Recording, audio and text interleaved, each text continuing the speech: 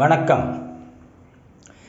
இந்திய சுதந்திர போராட்ட தியாகிகளில் மிகவும் முக்கியமானவர் லாலா லஜ்பதி ராய். பஞ்சாபின் சிங்கம் என்று அழைக்கப்பட்டவர். 3 நண்பர்கள், பிபின் சந்திரபால், பால கங்காதர திலகர், லாலா லஜ்பதி ராய். இவர்கள் மூவரும் சுதந்திர போராட்டத்தில் தீவிரமாக இருந்து பணியாற்றி மிகவும் சீரிய தொண்டு ஆற்றியதுடன் அனைத்து போராட்டங்களிலும் கலந்து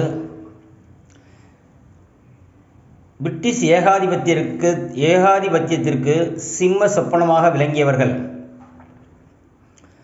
காந்திஜி அவர்களின் அழைப்பை ஏற்று ஒத்துழையாமை இயக்கம் நடத்திய பொழுது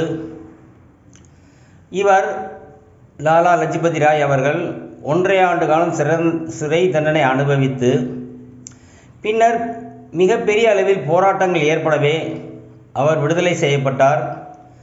சாதாரண குற்றத்திற்காக அவரை இன்று உள்ள மியான்மர், பர்மாவிற்கு உள்ள சிறையில் அடைத்து வைத்திருந்தார்கள். ஒரு 6 மாத காலம் போராட்டம் தொடர்ந்தது. பிரிட்டிஷ் அரசு பணிந்து அவரை மறுபடியும் இந்தியாவிற்கு அழைத்து வந்தது.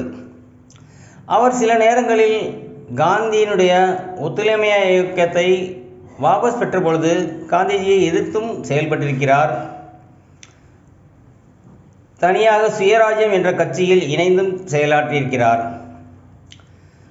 அவர் அமெரிக்காவில் சென்று தங்கியிருந்த பொழுது அங்குள்ள இந்தியர்களிடம்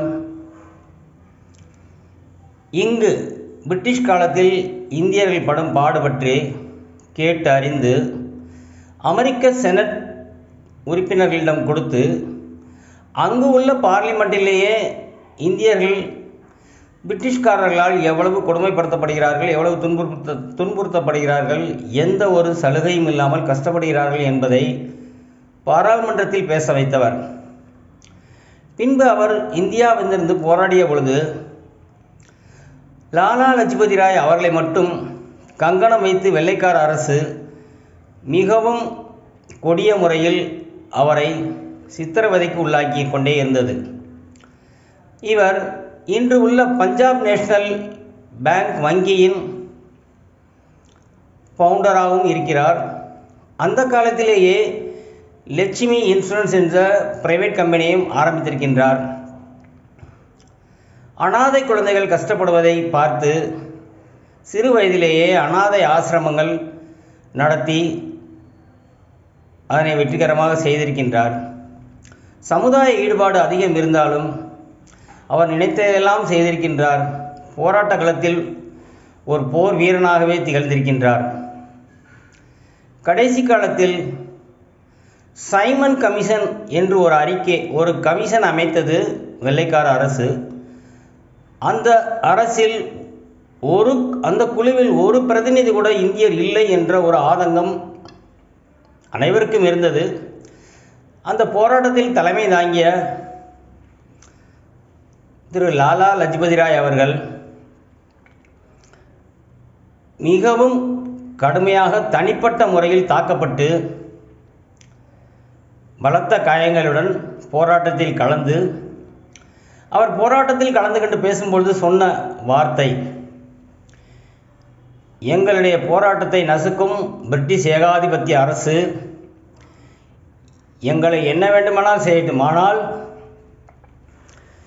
எங்களுக்கு சுதந்திரம் கிடைக்கும். அதே நேரத்தில் இந்த போராட்டமே இது பிரிட்டிஷ் அரசின் சவப்பெட்டிக்கு ஒவ்வொரு ஆணியாகவும் இருக்கும் என்பதை உறுதியாக தெரிவித்துக் கொள்கிறேன் என்று இந்த போராட்ட களத்திலேயே அவர் முழங்கியவர். போராட்டம் நடந்து போராட்டத்தில் வெகுவாக பாதிக்கப்பட்ட அவருடைய உடல்நிலை சூழ்நிலை மார்பகத்தில் அடிபட்டிருப்பதால் இருதய வலியால் அவர் பின்னால் இறந்து போனார். இப்படிப்பட்ட சுதந்திர போராட்ட தியாகிகளை இந்தியாவில் கௌரவித்து பாம்பே, வெஸ்ட் பெங்கால், பஞ்சாப் போன்ற இடங்களில் பல்கலைக்கழகங்கள், நூலகங்கள் அனைத்தும் நிறுவியிருக்கின்றார்கள்.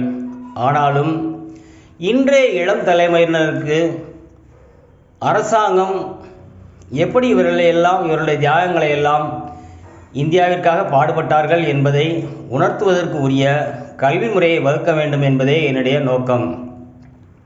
ஆகையால் போராட்டம் எப்பொழுது நடந்தது, யார் போராடினார்கள், நமக்கு வாங்கி கொடுத்தார்கள், அதெல்லாம் இப்பொழுது தேவையா என்ற கேள்விக்கு போகாமல் முன்னோர்கள் என்ன தியாகம் செய்தார்கள் என்பதை ஒரு நிமிடம் மனதில் வைத்து நாளை அவருடைய இறந்த நாள் இருந்தாலும் அவரை நினைப்போமாக நினைத்து நாமும் ஒரு இந்தியரே என்ற உணர்வோடு இதை பகிர்வதில் மிகவும் பெருமைப்படுகிறேன். நன்றி.